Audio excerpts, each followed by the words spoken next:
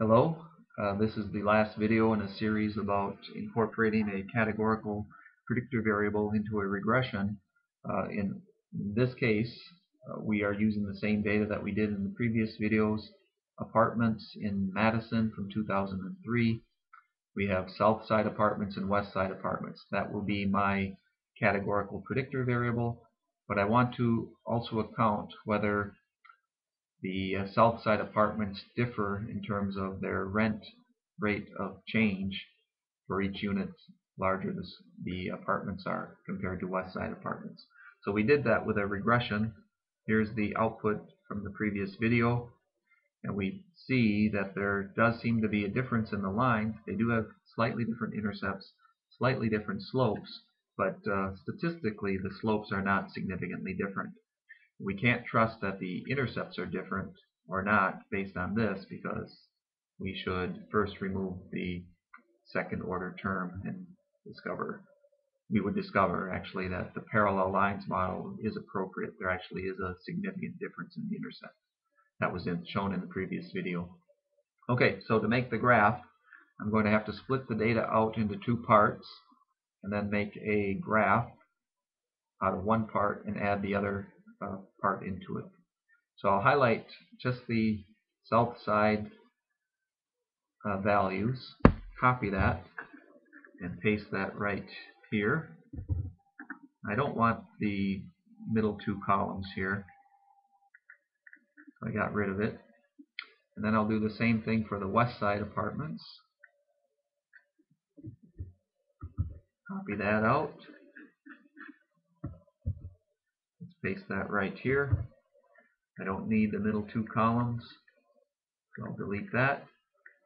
And these two columns represent X and Y values for the south side apartments. And then these two columns represent square footage and rent values for the west side apartments. Okay, now all we need to do is create a scatter plot out of the south side points. Insert scatter.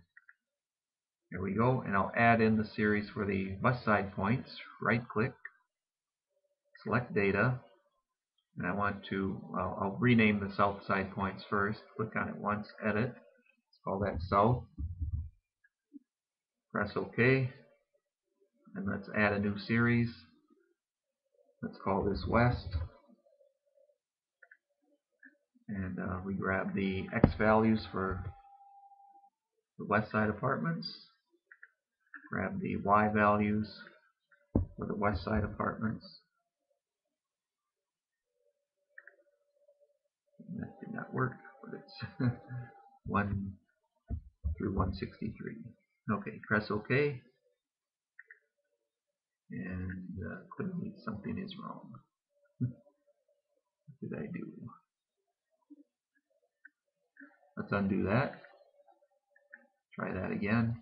Right click, select data. Series 1 is south.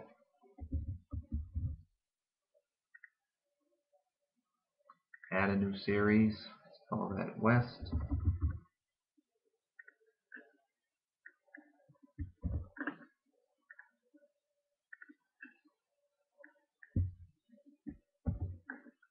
There we go. I think that's right now. I was actually grabbing the wrong column for some reason, I guess. Here's the data. And now, in a previous video, we did exactly the same thing. We created this scatter plot. It's a relationship between two quantitative x's incorporating another variable, a categorical variable. So I did show you the details about cleaning this up. So the fast way to get the non-parallel lines fit, though, is we don't need to create fitted values. We can just add trend lines here. So I'll right-click on the west side points and say Add Trend Line. Let's display the equation on the graph. There we go. So this is the line for west side apartments. And if you look, it really does have the same slope and the same intercept that we determined earlier. Right-click on the blue points, the south side points, Add Trend Line. Let's display the equation. And this is the equation. And you can see again it matches. And we could make this look a little better if you wanted to. Well, it would be the right thing to do. Let's say this is rent hat, and 191.54 plus 0.62 times square footage. So it looks a little better. And if I could take some more time on this video, I would rescale the axes.